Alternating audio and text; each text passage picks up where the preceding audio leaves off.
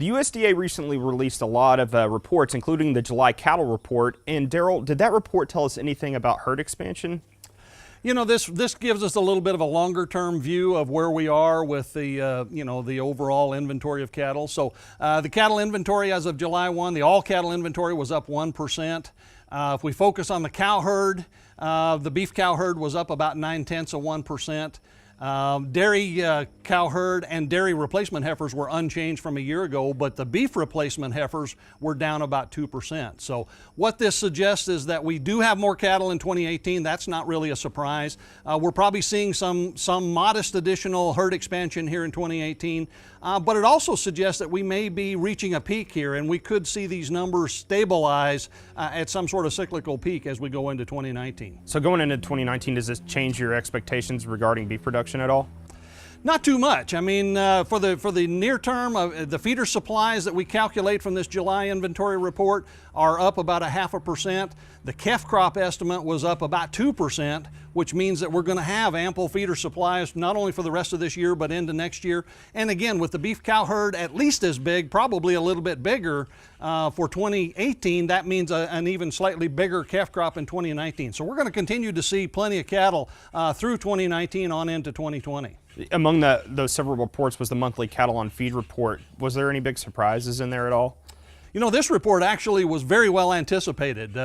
Placements and marketings were both up about 1%. Now, there was a fairly wide range of estimates on placements, so maybe some individual analysts were surprised a little bit, but on average, the report was very well anticipated. The July 1 on-feed inventory was up 4%, 4.3 I think, and that's a continuation really of what we've seen. We've maintained a pretty constant 4% year-over-year increase for the last several months in these cattle on-feed inventories. So what does all this mean for producers going into the second half of the year and then going forward into 2019? Well, you know, I think we expect to see, probably some seasonal price pressure as we go into the second half of 2018. First half of the year, feeder cattle prices actually averaged at or slightly above year-ago levels.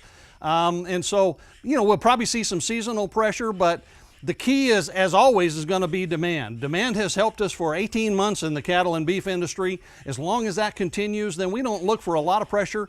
That'll probably be true even though we'll see a slight increase in production again in 2019. We're looking at only modest price pressure as long as the demand is there to absorb that additional supply. So what are some factors that producers should, be watching or be considering, going forward? Obviously we look at all the fundamentals. The supply side fundamentals, I think, are pretty well in place. Probably the only thing we're watching is carcass weights to see just how much they increase seasonally here towards the end of the year.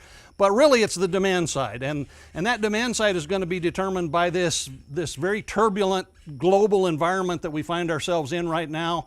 Lots of trade issues, lots of policy issues out there. Those can have a multitude of different direct and indirect impacts that could affect the beef demand. So I think that's what producers are probably watching. We hope to see a little bit of clarity going forward at some point in terms of how this stuff might play out over the next several months. All righty, Derrell.